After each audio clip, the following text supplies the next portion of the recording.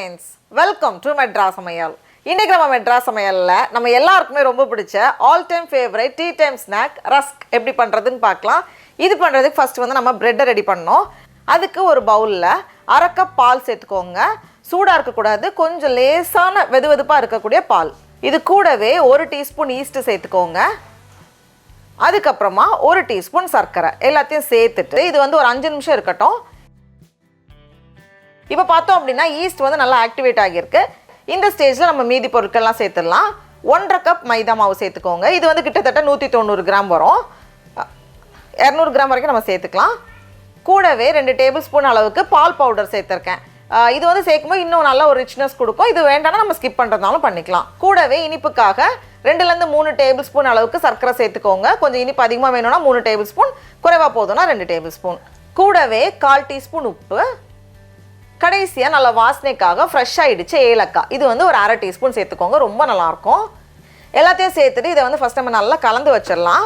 Extra தண்ணியோ பாலோ வந்து நம்ம தேவைப்பட்டால் கொஞ்சம் சேர்த்துக்க போகிறோம். நான் வந்து கொஞ்சமாக மட்டும் தண்ணி தெளிச்சிருக்கிறேன். ரொம்ப கொஞ்சமாக தண்ணி சேர்த்துருக்கேன். சேர்த்துட்டு எல்லாத்தையுமே நம்ம நல்லா கலந்து விட்டுட்டோம்னா போதும். இந்த மாவு வந்து கொஞ்சம் ஸ்டிக்கியாக தான் இருக்கும், நல்லா சாஃப்டாக, அதனால கொஞ்சம் ஸ்டிக்கியாக இருக்கும். ஒரு 2 நிமிஷம் நம்ம வந்து மிக்ஸ் பண்ணிட்டோன்னா போதும். நான் வந்து ஒரு 2 நிமிஷம் போல் கலந்து வச்சிட்டேன். ப்ரெட்டுக்கு பண்ணுற அளவுக்கு ரொம்ப நேரம் மிக்ஸ் பண்ண தேவையில்லை.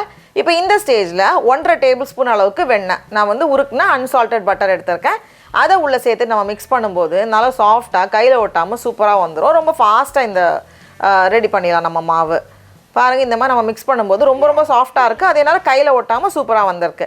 இப்போ இதை வந்து மறுபடியும் எண்ணெய் இல்லை வந்து வெண்ணெய் வச்சு தடவிட்டு இதை மூடி வச்சிடலாம். ஒரு 1.5 1.5 மணி நேரம் போல் இருக்கட்டும். அது வந்து அப்படியே டபுள் ஆகி வரணும். நான் வந்து ஒரு 1.5 மணி நேரம் வச்சுருந்தேன். இப்போ பார்த்தோம் அப்படின்னா நல்லா அப்படியே 2 மடங்காக வந்திருக்கு. வழக்கம் போல் நல்ல டிஷ்ஷும் கொடுத்து நம்ம வந்து இதை வந்து மறுபடியும் அதை வந்து நம்ம மிக்ஸ் பண்ணி வைக்கணும்.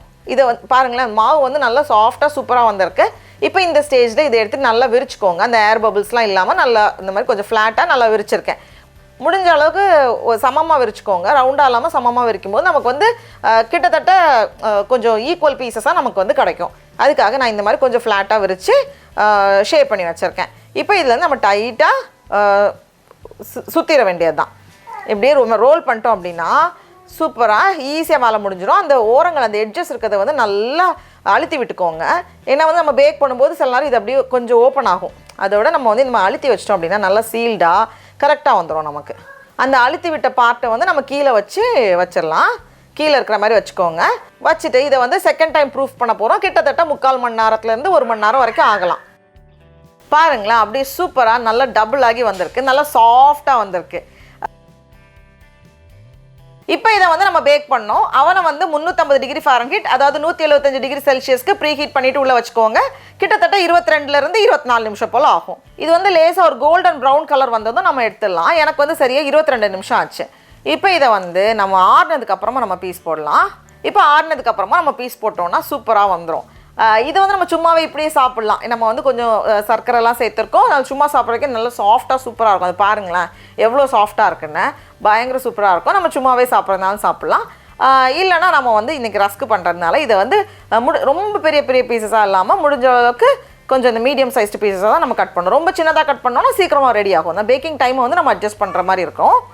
நான் இந்த மாதிரி ஓரளவுக்கு இந்த சைஸ்க்கு கட் பண்ணியிருக்கேன். அவ்வளோதான். எல்லாமே வந்து நல்லா அழகாக பீஸ் போட்டு வச்சுருக்கோம். இப்போ வந்து நம்ம ஒரு அதே பேக்கிங் ட்ரேயில் நம்ம வந்து அடுக்கி வச்சிடலாம்.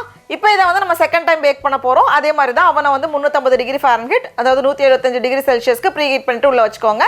கிட்டத்தட்ட ஒரு 18 நிமிஷம் போல் ஆகும். நம்ம வந்து வைக்கிற திக்னஸை பொறுத்து இருக்குது. மெல்லிசாக வெட்டினோன்னா கொஞ்சம் சீக்கிரமாக ரெடி ஆகிரும்.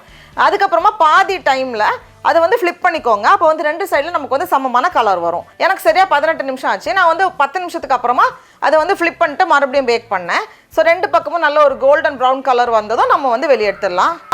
அவ்வளோதான். இது ஆறுனதுக்கப்புறம் பாருங்களேன் எவ்வளோ சூப்பராக இருக்குன்னு, நல்ல கிறிஸ்பியாக ரொம்ப நல்லாயிருக்கும். டீக்கு இதை விட பெஸ்ட் ஃப்ரெண்ட் யாரும் இருக்க மாட்டாங்க. சூப்பராக அப்படியே நம்ம வந்து லேசாக ஒரு டிப் பண்ணி நம்ம சாப்பிடும்போது, டீயில் முக்கிட்டு அப்படியே நம்ம சாப்பிடும்போது டேஸ்ட்டில் மெய் மறந்து போயிடுவோம். நீங்கள் கண்டிப்பாக இந்த ரஸ்கை வீட்டில் செஞ்சு பாருங்கள். உங்களுக்கு இந்த வீடியோ பிடிச்சிருந்துச்சுன்னா மெட்ராஸ் சமையலுக்கு சப்ஸ்கிரைப் பண்ணுங்கள். நாவின் சுவை எறும்புகள் மலரட்டும்.